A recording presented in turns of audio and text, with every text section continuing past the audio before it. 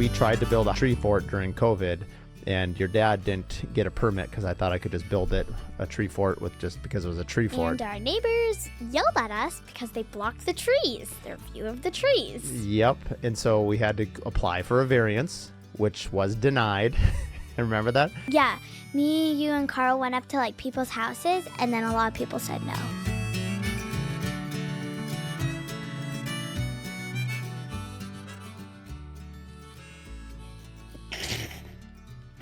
Welcome to Curious Builder Podcast. I'm Mark Williams, the host. Today, we've got Kids Corner. I've got May, Simon, and Tate in studio. We have a snow day situation, so we are going to get questions from kids to their old pops. Yep. Hey, guys. Hey. Hey. All right, May, why don't you start, since this is your idea. What are some questions that you would like to ask me about building? Well, first, I want to know how you advertise. How do you get your clients? That's a great question. What are some ways that you see me advertise?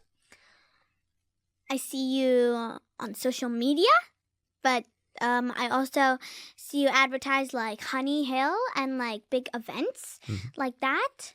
And So I think, what you're talking about is marketing, and I think it evolves. So when I first started building, social media didn't exist. So most of it was referrals, which is word of mouth, and developing your client base. It's also asking your past clients to, if you've had a good experience, then they would hopefully give you recommendations to their friends and to their family, right? Yeah. Then there used to be print media, so you'd see magazines. And so you get magazines delivered to your house, and so you do advertising that way. Now it has changed. You can do direct mail. So you know how in the mailbox we get those little cards that you can throw in the garbage or whatnot. But some companies, do thousands and thousands of those. What we try to do is we use social media, so Instagram specifically, yes. But we also use YouTube and LinkedIn. And all the videos that we post go to all the different video formats. So we have a cadence for Mark Williams Custom Homes where we post 6 or 7 days a week. And when I first started, 6, 7. Yes, 6, 7. and so what we would do is sometimes we'll do videos about our cabinetry or electrical outlets. Or I try to make it interesting so people are learning something. Yeah. Because for me personally, I find things that are educational and entertaining and beautiful. If I can do one of those three things or all three of them, I feel like that's something that I would want to watch. So maybe somebody else would too. So you advertise with this podcast?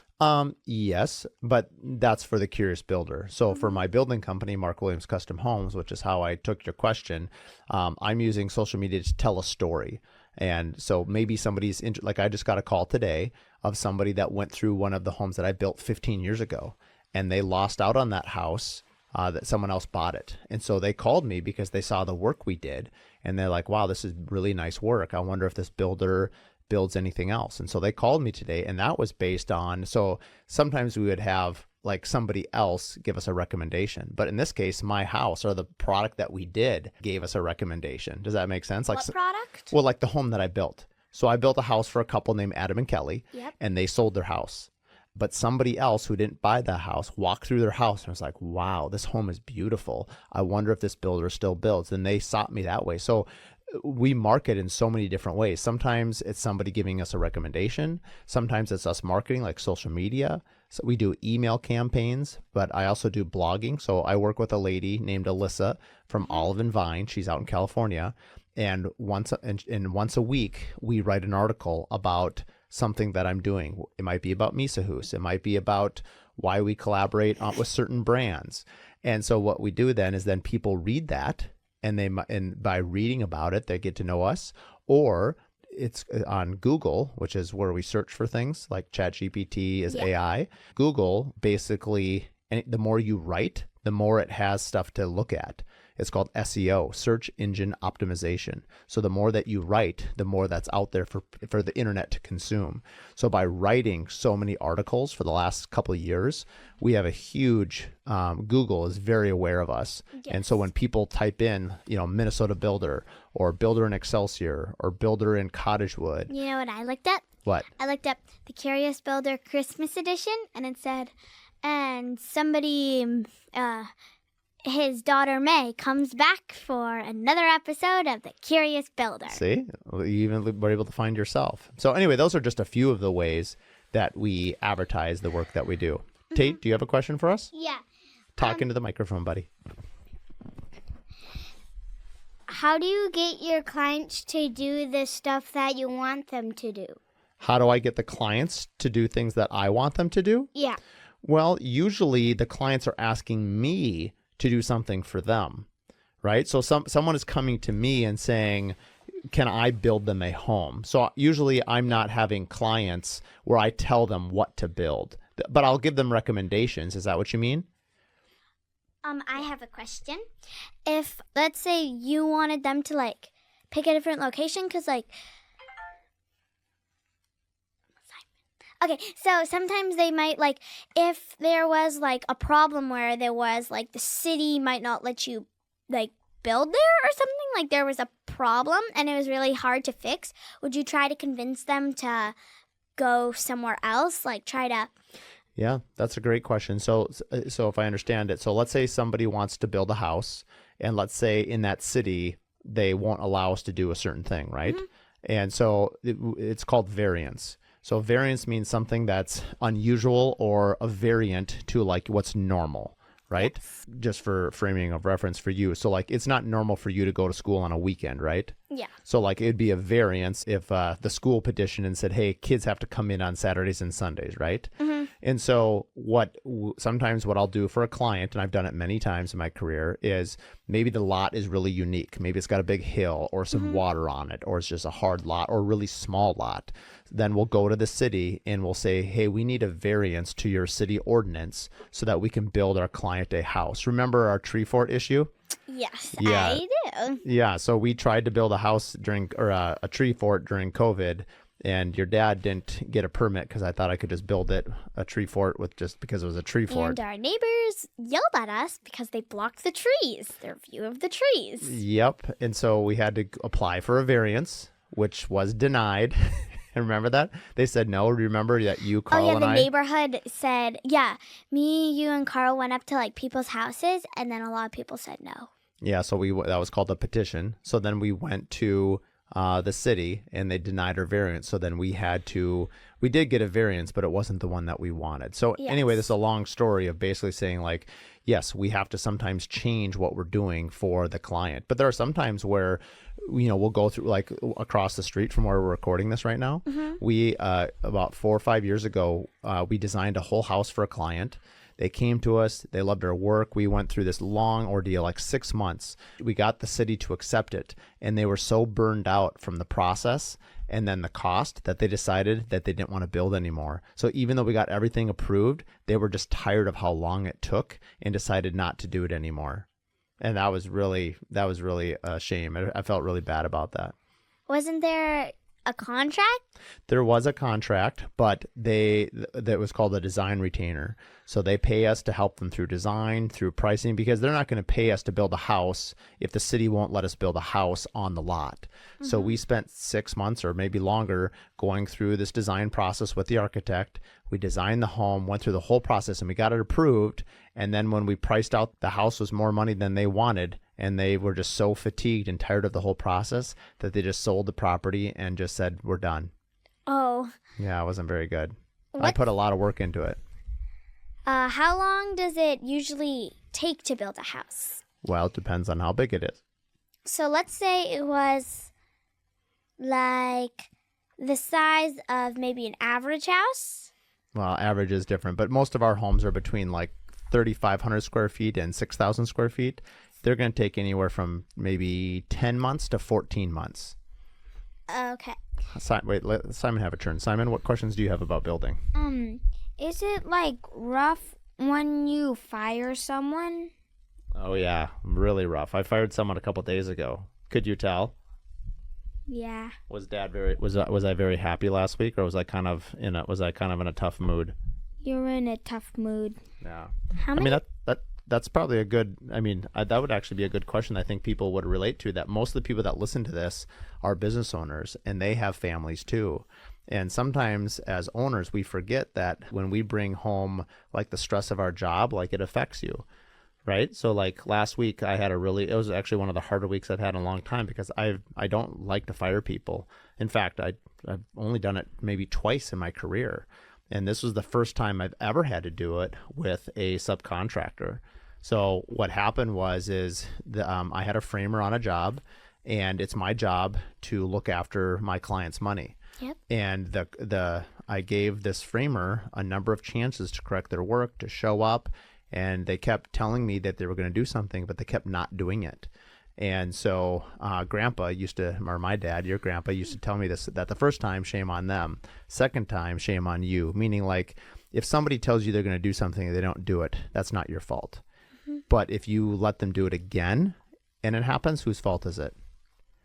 Yeah, it's my fault. And so anyway, this person kept not following through on their word, and I was super frustrated. So I met them on site, and I looked them in the eye, and I said, I need you to correct these problems. I need you to show up, and I need you more than anything to communicate. And they didn't communicate. They stopped returning my phone calls and my emails, and there's some other things that I saw that was not good. Mm-hmm. And so I had to call our lawyer and make sure that we had a good paper trail. And so we fired them. I told them that was their last day of work, and we hired someone else now to finish the house because they were not doing the work. Mm-hmm.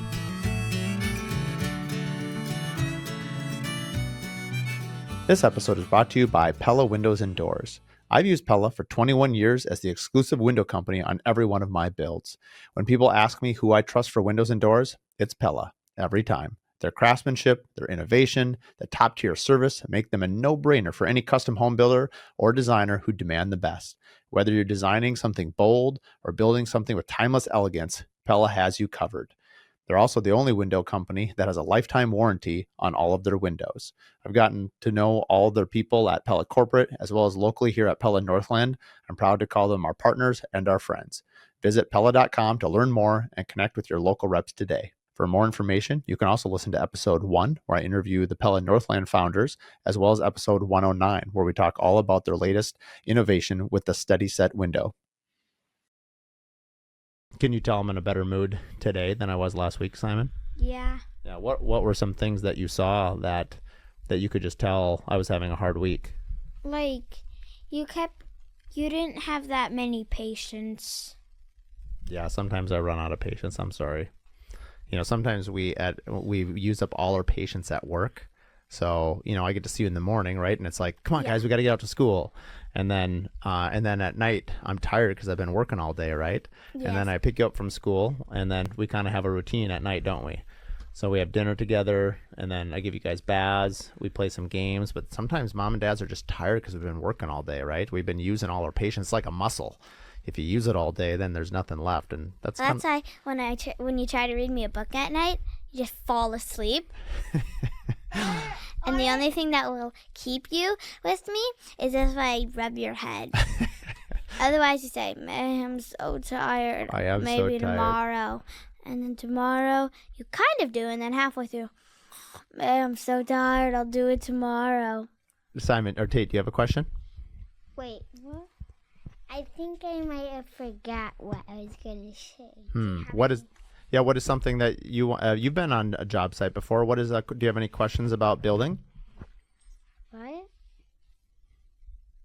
Me? Do you have a question, buddy, or no? I was, but I forgot it. Okay, well, that's okay. Simon, do you have another question? Like, when you're building a house, like, what do you have to do, like, if something goes wrong when you build it? That's a great question. So that happens before. So sometimes, like how cars are built in a factory. And I often tell our clients that, like, Ford F-150 is the most popular truck in America. And I don't know how many trucks they build a year, but let's just say 100,000. Mm-hmm. And they'll do what's called callback. So even though they're in a factory and they're building them, sometimes they still have things that are wrong with the trucks.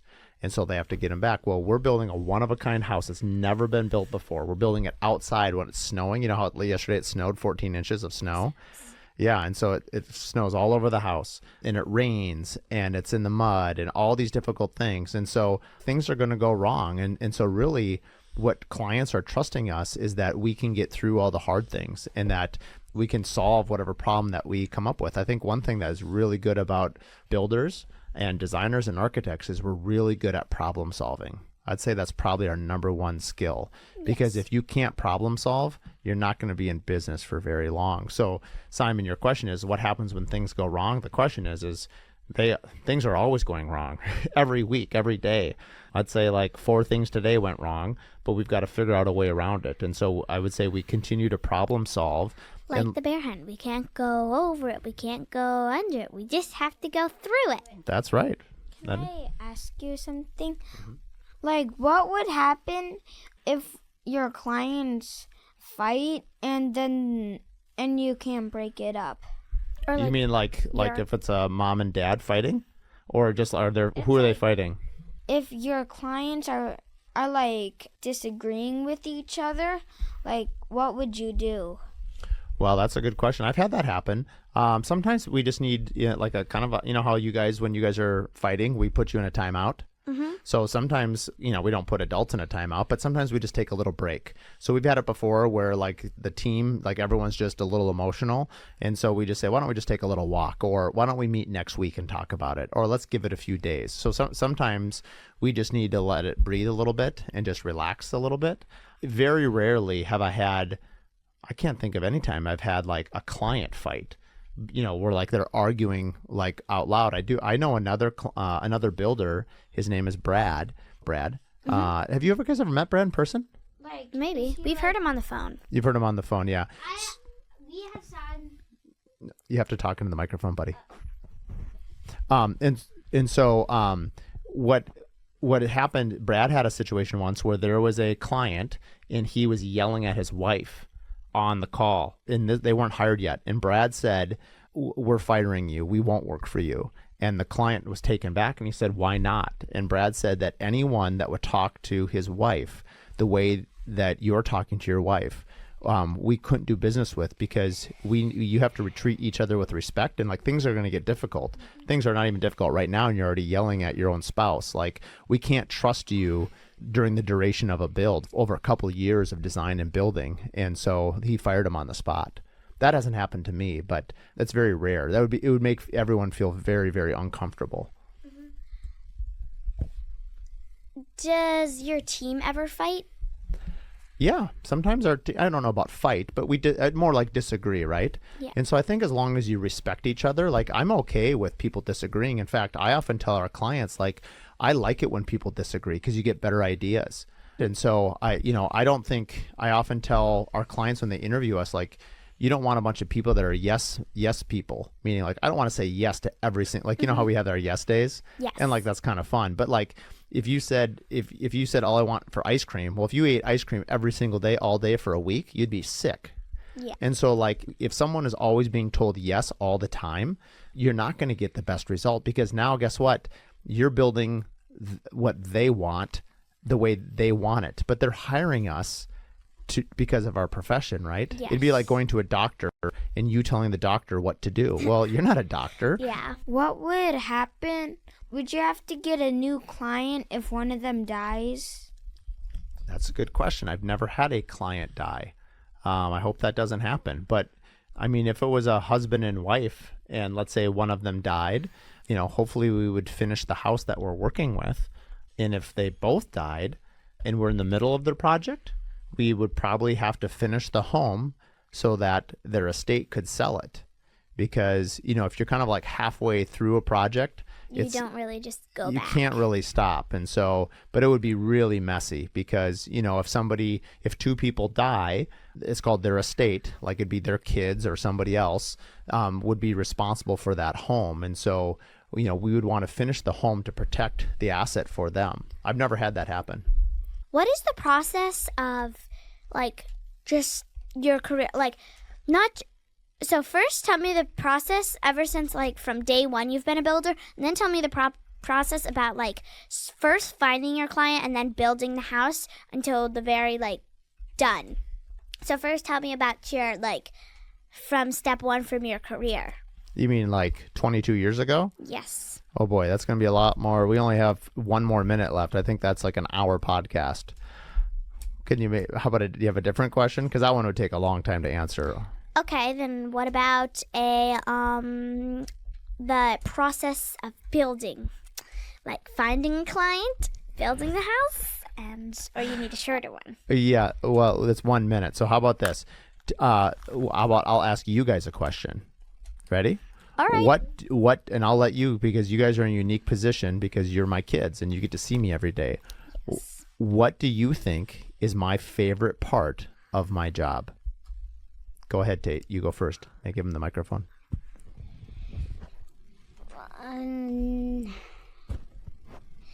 Building your part, calling people, and telling people what to do.